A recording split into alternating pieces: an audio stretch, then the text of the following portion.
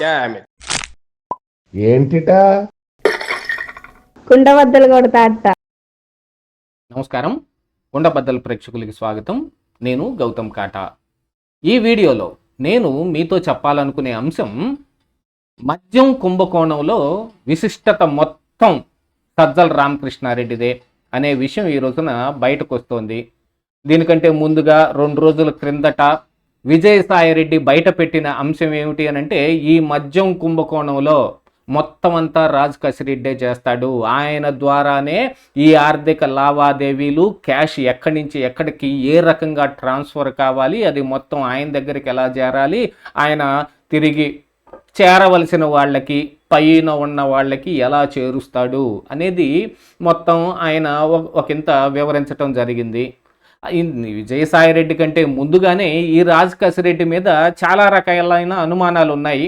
ఇది జగన్మోహన్ రెడ్డి హయాంలో జరిగిన మద్యం కుంభకోణంలో క్యాష్ ట్రాన్సాక్షను లేదా ఈ వాళ్ళ అవినీతి సొమ్ము మొత్తం ఏ రకంగా ఎవరి దగ్గరికి చేరేది ఇది అనేది ఈ రాజ్ కసిరెడ్డి మీద ఆధారపడి ఉంటే, దీంట్లో అసలు ఈ కుంభకోణానికి కావలసిన విశిష్టత మొత్తం విశిష్ట అనే ఒక కంపెనీని తీసుకొచ్చి ఏపీ బెవరేజెస్ కార్పొరేషన్కి వాళ్ళ దాంతో అలైడ్ చేసి ఆ కంపెనీ ద్వారా ఈ సజ్జల రామకృష్ణారెడ్డి కావాల్సింది మొత్తం చేసి పెట్టాడు.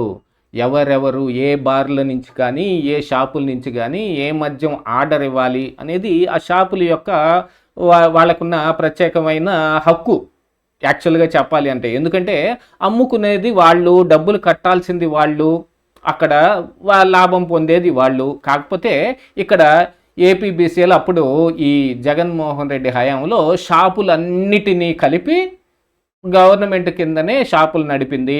కాకపోతే బార్లు ప్రైవేట్గా ఉన్నాయి. కానీ బార్లలో కూడా ఏ మద్యం అమ్మాలి, ఏ రకమైన మద్యం ఎంతవరకు సప్లై చేస్తుంది అని అంటే, అప్పట్లో నిమ్మల రామానాయుడు కూడా ఒకసారి షాప్ దగ్గరికి వెళ్ళి పలానా అది కావాలి, ఒక బ్రాండెడ్ ఒక స్టాండర్డ్గా ఉండే ఒక బీరు కావాలి అని అడిగితే లేదు పొమ్మన్నారంట. ఎందుకు లేదని ఆ రోజున ఆయన గొడవ వేసుకున్నాడు. ఆ తర్వాత ఎలాంటి రకరకాలైన పేర్లతోటి మద్యం వచ్చిందనేది అందరికీ తెలుసు. ఇప్పుడు కొత్తగా పేర్లు చెప్పుకోవాల్సింది ఏం లేదు. అందులో బాగా పేరు పొందింది బూమ్ బీరు, 3 క్యాపిటల్ విస్కీ, ఇట్లాగా కొన్ని బాగా ప్రాచుర్యం పొందాయి. వాటన్నిటినీ అసలు ఏపీబీసీఎల్ దగ్గరకు రావటానికి అవి ఏ కంపెనీల్లో ఏవే బెవరేజెస్లో అవి తయారు కాబడతాయి, వాళ్ళు ఎక్కడ స్టిక్కరింగ్ చేసుకుంటారు. మొన్న ఒక విజిలెన్స్ వెళ్ళి ఈ బెవరేజెస్ కార్పొరేషన్స్ లో నోటిఫై అయిన ఈ బెవరేజెస్ కంపెనీస్ మొత్తాన్ని ఒకసారి వెరిఫై చేసినప్పుడు అక్కడ వాళ్ళకి పర్మిషన్ లేని తాలూకు ఈ స్టిక్కర్లు సైతం కనిపించినట్టుగాను కొంత సమాచారం వచ్చింది. కానీ తర్వాత అయితే మరి దాన్ని ఏం చేశారో తెలియదు. ఈ కూటమి ప్రభుత్వం కూడా దాన్ని అలాగనే ఆపేసి ఉన్నట్టుగా తెలుస్తుంది. ఈ రోజుకి వాసుదేవరెడ్డి దగ్గర నుంచి ఏమి నిజం రాబట్టారనేది కానీ, లేకపోతే అందులో వాళ్ళు ఏమి ఫర్దర్గా స్టెప్స్ తీసుకోబోతున్నారనేది కూడా ఎవరు ఏమీ బయటకు వెలువరించటం లేదు. కాకపోతే ఇప్పుడు ఈ విశిష్ట అనే కంపెనీని ఇంకా ఏపీ బెవరేజెస్ కార్పొరేషన్ వాళ్ళు కంటిన్యూ చేస్తూ ఉండటాన్ని ఈ రోజున ఆంధ్రజ్యోతిలో ప్రశ్నిస్తూ ఒకటి రాశారు, పాత సీసాలో కొత్త సారా అనే విధంగా. ఇంకా విశిష్ట ద్వారా అసలు ఇక్కడ ఏ మేర ఎక్కువ సేల్స్ అవుతుంది, ఒరిజినల్గా ఇప్పుడున్న ప్రకారంగా సేల్స్ అయితే ఎంత వస్తుంది, ఏం జరుగుతుంది అనే లెక్కలు మొత్తం విశిష్ట కంపెనీ ద్వారా సజ్జల రామకృష్ణారెడ్డికి చేరుతుంటే, గతంలో వాళ్ళు చేసిన కుంభకోణం తాలూకు వ్యవహారాన్ని మొత్తం మ్యానిపులేట్ చేయటానికి ఇక్కడ ఉన్న నెంబర్స్ తెలుసుకుని వాళ్ళు చేస్తూ ఉన్నారు అనేది కూడా ఈరోజు పత్రికలో వచ్చిన సమాచారమే. కాకపోతే ఈ విశిష్ట అనే కంపెనీ అసలు సజ్జల రామకృష్ణారెడ్డిదే. ఆయన ప్రాపకం ద్వారానే బెవరేజెస్ కార్పొరేషను దాన్ని పెట్టుకోవాల్సిన అగత్యం ఏర్పడింది. మొదట్లో ఈ కార్పొరేషను దీన్ని వ్యతిరేకించినప్పటికీ కూడా మరి సజ్జల రామకృష్ణారెడ్డి అంటే డిఫాక్టో సీఎం, సకల శాఖ మంత్రి, ఇంకా ఆయనకు మించిన వాళ్ళు లేరు కాబట్టి ఆయన చెబితే చచ్చినట్టు పెట్టుకోవాలి. అసలు దీనిపైన వేసే హోలోగ్రామ్ టైపు స్టిక్కర్స్ ఉంటాయి, వాటిని కూడా హీల్ స్టిక్కర్స్ వీటిని కూడా సజ్జల రామకృష్ణారెడ్డి తమిళనాడులో ఉన్న ఒక కంపెనీ ద్వారా తీసుకొచ్చి వాటి మీద వేయటం. మరి అందులో ఎన్ని బోగస్ తయారైనవి, లేకపోతే ఎన్ని కొత్తవి వచ్చినాయి, లేదు అసలు ఆ స్టిక్కర్ని ఏ ప్రామాణికాలతో తయారు చేశారనేది కూడా ఏం తెలియకుండా దాంట్లో కూడా మ్యానిపులేషన్ చేశారు అనేది కూడా ఈ రోజున బయటకు వస్తుంది. అసలు ఈ విశిష్ట అనే కంపెనీని సజ్జల రామకృష్ణారెడ్డి దగ్గరుండి వాళ్ళ బినామీతో పెట్టించాడనో, లేకపోతే ఇట్లాంటి ఇత్యాది వ్యవహారాలు కూడా సోషల్ మీడియా ద్వారా బాగా ఈరోజు హల్చల్ చేస్తూ ఉంటే, ఈ మద్యం కుంభకోణంలో డొంకంతా కదిలిస్తే సజ్జల రామకృష్ణారెడ్డి డొంక కదులుతోంది అనేది ఈరోజు కొత్తగా తెరపైకి వచ్చిన అంశం. క్యాష్ ట్రాన్సాక్షన్స్, ఆర్థిక లావాదేవీలు మొత్తం రాజ్ కసిరెడ్డి ద్వారా జరిగాయి. ఇగో ఈ మద్యం ఎక్కడెక్కడ ఏమేమి తయారు కాబడుతుంది, ఎలాగా అది ఏపీబీసీఎల్కి రావటం ఎలాగా, దాన్ని షాపులకు తరలించటం ఎలాగా, వీటన్నిటి మీద మానిటరింగ్ సజ్జల రామకృష్ణారెడ్డిదిలాగా కనిపిస్తుంటే, మరి ఇందులో పెద్దిరెడ్డి రామచంద్రారెడ్డి కొడుకైన మిథున్ రెడ్డి యొక్క పాత్ర కూడా గతంలోనే ఎప్పుడో చానాళ్ల కిందటే బయటకు వచ్చింది. కానీ పెద్దిరెడ్డితోటి ఉన్న సంబంధాలు కావచ్చు, మరే ఇతరత్ర ఏదైనా కావచ్చు, దాన్ని ఒక ఎంత తొక్కి పట్టేసినట్టుగా కొంత సమాచారం కూడా బయటకు వస్తుంది. మరి ఆ విషయం కూడా బయటకు వస్తే అసలు ఈ వాసుదేవరెడ్డిని ఇంతవరకు అరెస్టు చేయకుండా ఉంచటానికి గల కారణాలు ఏమిటి అనే దాని మీద కూడా అనుమానాలు రేకెత్తుతూ ఉన్నాయి.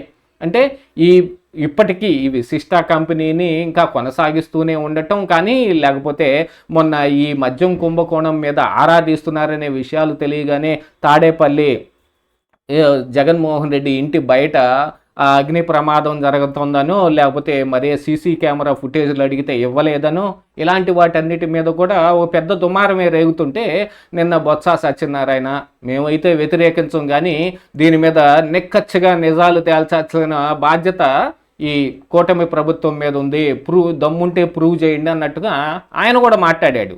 సరే, ఇక మరి ఏం చేస్తాడు, ఆయన మాత్రం చేయగలిగేది ఏముంది, మేము కుంభకోణమే చెయ్యలేదు అనే అబద్ధాన్ని ఆయన నోటితోటి ఆయన చెప్పలేకపోయాడు.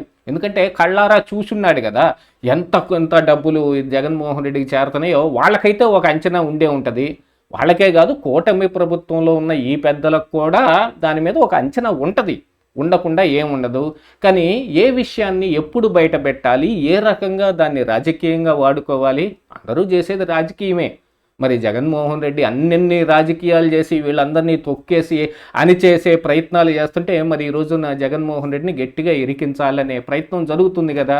కాకపోతే ఇక్కడ బీజేపీతోటే అసలైన అనుమానాలు వస్తున్నాయి. ఆల్రెడీ ఇంకా బీజేపీ జగన్మోహన్ రెడ్డి చెప్పు చేతల్లో ఉన్నట్టుగాను, అంటే సోము వీర్రాజుకి ఎమ్మెల్సీ ఇచ్చిన దగ్గర నుంచి ఇది మరీ ఎక్కువగా అనిపిస్తుంది. గతంలో మన కుండబద్దలు చాలాసార్లు చెప్పింది బీజేపీ ఎప్పటికైనా సరే జగన్మోహన్ రెడ్డితోనే ఉంటుందని. తర్వాత ఏదో అమరావతికి 15,000 కోట్లు అప్పిప్పించారనో, లేకపోతే ఇంకోటి చేసి పోలవరానికి ఈ డబ్బులు ఇచ్చారనో బీజేపీ మారిపోయింది అని అనుకుంటే, మార్పు బీజేపీలో ఎంత వచ్చినప్పటికీ వాళ్ళ ఒరిజినల్ ఉండేదైతే పోదు కదా. దానికి ఎప్పుడు వాళ్ళు రాజకీయానికి, కుటిల రాజకీయానికే వాడతారనేది అందరికీ తెలిసిందే. అంటే జగన్మోహన్ రెడ్డికి బీజేపీకి ఉన్న సంబంధం మరోసారి ఎస్టాబ్లిష్ అయితే, మరి ఇంకా ఈ విశిష్ట కంపెనీని కొనసాగించటం కానీ, ఇంకా ఏమి లెక్కలు తేల్చకుండా ఈ వ్యవహారాన్ని మొత్తం ఎలా సాగదీస్తూ ఉంటే ఈ కుంభకోణం ఎప్పటికి తేలేటట్టు? అసలైన జగన్మోహన్ రెడ్డి ఇరుక్కోకపోయినా సజ్జల రామకృష్ణారెడ్డి లాంటి వాళ్ళని ఇరికించేసి దీన్ని ఫైనల్ ఏమన్నా చేస్తారా అనే అనుమానాలు ఇప్పుడు గట్టిగా వస్తున్నాయి. ఇదే ఈరోజు కుండబద్దలు.